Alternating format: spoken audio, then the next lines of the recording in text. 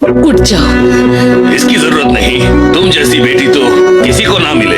तुमने अपने माँ बाप को ही छोड़ दिया। बस करो पापा, मुझे माफ कर दीजिए, पर अब कुणाल को होश आ गया है। ये सब 2 घंटे पहले हुआ। क्या कहा? क्या सच में? और पता है उसको होश आते ही उसने मुझसे कहा कि वो मुझसे शादी करना चाहता है। तुमसे शादी करना चाहता है? 10 साल हो गए, अब जाकर तुम्हारी ख्वाहिश पूरी हुई मेरी बच्ची। क्या सच में कहा? क्या उसने तुम्हें प्रपोज किया? उसने कहा कि मैं आप लोगों से कहूँ वो कल आप लोगों से मिलने आएगा।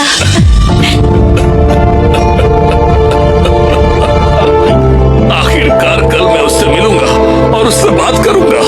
10 साल हो गए, मेरी बेटी ने कितना कुछ झेला। क्या वो आगे तुम्हारा ठीक से ख्याल रखेगा? एक बाप होने के नाते मैं सबसे पहले उसे इनकार करूंगा। पापा, आप गुस्सा तो नहीं है? खड़ी क्या हो? जल्दी कॉल करो रिश्तेदारों को, दोस्तों को। हाँ, मैं अभी आती हूँ। हमारी सारी चिंता दूर हो गई। अच्छा वक्त आने वाला है।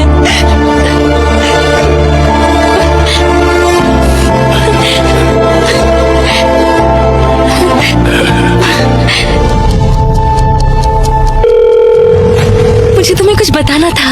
हेलो बहन। क्या हुआ? क्या तुम उस कोमा वाले आदमी से शादी करोगी? वो अब कोमा में नहीं है, उसे होश आ गया है। कुणाल को होश आ गया है। उसके होश आने के बाद उसने कहा वो मेरी बेटी से शादी करना चाहता है। वो कचरा कल तुम्हारे घर आ रहा है? इसमें खुश होने वाली क्या बात है? क्या बकवास है। जब मैंने स्नेहा को उस अमीर सीईओ से मिलवाया था तब तो मैंने उसे इतना खुश नहीं देखा था। अब ऐसा क्या हो गया? उसने ये भी कहा है वो इस खुशी के मौके पर सभी बड़े लोगों को शामिल करेगा। और तुम्हें यकीन भी हो गया। मुझे लगता है कि तुम्हारा पूरा परिवार बिल्कुल बेवकूफ है और शायद इसीलिए तुम लोग गरीब ही रह गए। वो सच में इतना अमीर होता, फैमिली बैकग्राउंड ऐसी होती तो 10 सालों में कोई ऐसे मिलने नहीं आता। कल मैं अपने हस्बैंड को भी साथ लाऊंगी। ओ हाँ, मैं तुम्हें बताना तो भूल ही गई। मेरे हस्बैंड अब जेमिनी ग्रुप के एम्प्लॉई हैं। तुम उस ग्रुप के बारे में तो जानती ही होगी, है ना? मैं नहीं जानती। तुम्हें ये भी नहीं पता? वो बहुत बड़ा बिजनेस ग्रुप है इस शहर का और शर्मा परिवार इस शहर के सबसे बड़े लोग हैं। और तुम्हें देखो, स्नेहा की शादी ऐसे नकारे के साथ करवा रही हो। उससे शादी करवा के तो सिर्फ तकलीफ ही मिलेगी। तुम चाहो तो मैं किसी और से बात कर सकती हूँ। मेरी जान पहचान में सब अमीर और रुतबे वाले लोग हैं। इसकी जरूरत नहीं, मैं बस चाहती हूँ कि चलो जैसे तुम्हारी मर्जी। अब मैं रखती हूँ।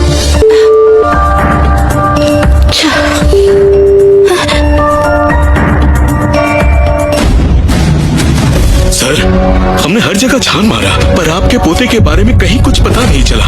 ढूंढते रहो, चाहे तुम्हें पूरी दुनिया ही क्यों न ढूंढनी पड़े, पर मेरे पोते को मेरे लिए ढूंढ कर लाओ। जी सर।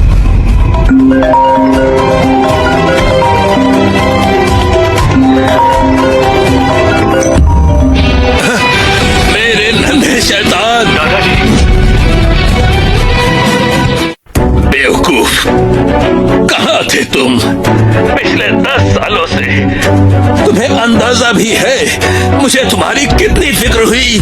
पिछले 10 सालों से मैं कोमा में था। बेहोश था इतनी बात। अब मैं दिल्ली में हूँ। एक लड़की है जो 10 सालों से मेरा ख्याल रख रही है। उसका नाम स्नेहा है और कल मैं उसके पेरेंट्स से बात करूंगा। उसके परिवार ने मेरी वजह से काफी कुछ सहा है पिछले 10 सालों में और कल मैं सब कुछ ठीक कर दूंगा और उसे दुनिया की सबसे खूबसूरत औरत होने का एहसास दूंगा। उसके परिवार को रातों रात बदल दूंगा। उन्हें बड़े लोगों में शामिल कर दूंगा। अपने परिवार की सारी खुशियों से उनका गम मिटा दूंगा। संभाल के रखूंगा उन्हें। क्या ये सच है? कितनी अच्छी और डेडिकेटेड औरत है। क्या आज के जमाने में ऐसी अच्छी लड़की होती भी है? अगर तुम 10 साल के लिए बेहोश हो जाते तो क्या तुम्हारी बीवी तुम्हारे लिए इंतजार करती? सर 10 तो छोड़िए, 10 महीने में ही किसी और के साथ भाग जाती। ये तो हमारे परिवार की खुशनसीबी है। अब मैं अपने पोते की शादी करवाऊंगा। मुझे यकीन है इस दुनिया की सबसे अमीर लड़की भी उसके सामने कुछ नहीं। अगर वो हमारे परिवार का हिस्सा नहीं है, मैं उसे अपने परिवार का हिस्सा बनाऊंगा। हमारे परिवार का दिल्ली में क्या बिजनेस है। हमारी ग्रुप ऑफ कंपनीज में काफी सारी बड़ी कंपनियां हैं। उसमें जो सबसे बड़ी कंपनी है उसका हेड ऑफिस दिल्ली में ही है। उसका चेयरमैन कौन है? वो वर्मा जी के बेटे, वही चलाते हैं। उन्हें अभी इन्फॉर्म करो और कहो वहाँ चीजों का बंदोबस्त करे ताकि कल कुणाल पूरी तैयारी से उनसे मिले। समझ गए?